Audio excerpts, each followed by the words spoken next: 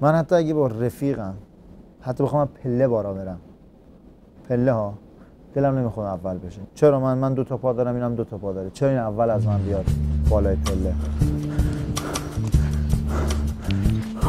رضا مددی 34 سالمه، تهران نارمک به دنیا آمدم.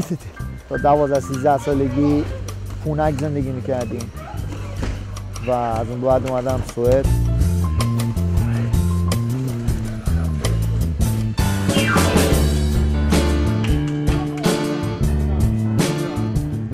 از 12 سالم بود اومدیم تو فرودگاه سوئد. یه بچه پناهنده با لباسای پاره پوره اونجا نشسته بودم. من روز انقدر خجالت کشیدم، انقدر شرمنده بودم، همجوری اصلا دلم نمیخواست سرمو بالا کنم.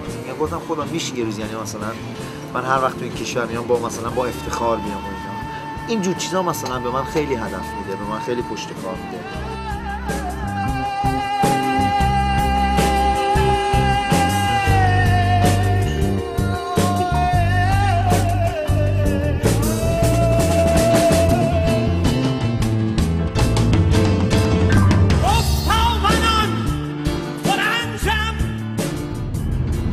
چقدر واسه بردن ارزش داره؟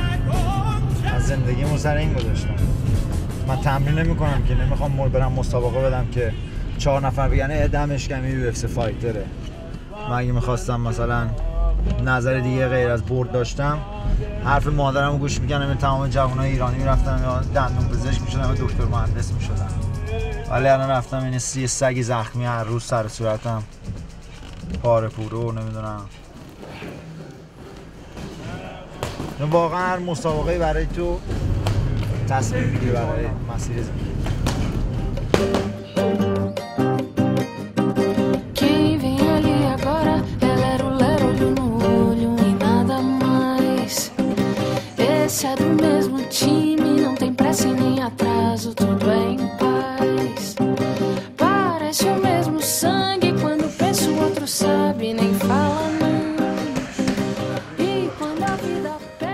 هرچی روز به روز مسابقه نزدیکتر میشی، آدم این آدم مریض میمونه انگار. بعض موقع حالت خوبه، به شدت خوشحالی، بعض موقع نگرانی مسابقه، فایت، شبا خوب نمیخوابی، چون وزن کم میکنی، فکر مسابقه، جلو 15-20 هزار نفر میری تو قفس.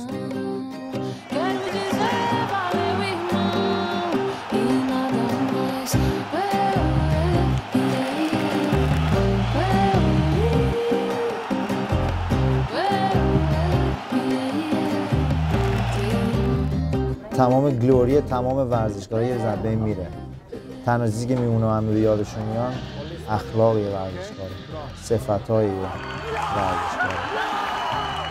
بالاخره من کمربند UFC هم بگیرم، هر کاری هم بکنم، بالاخره یه روز مردم یادشون میاد.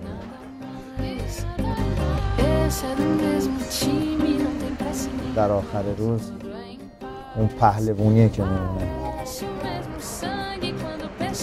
Sabe nem fala.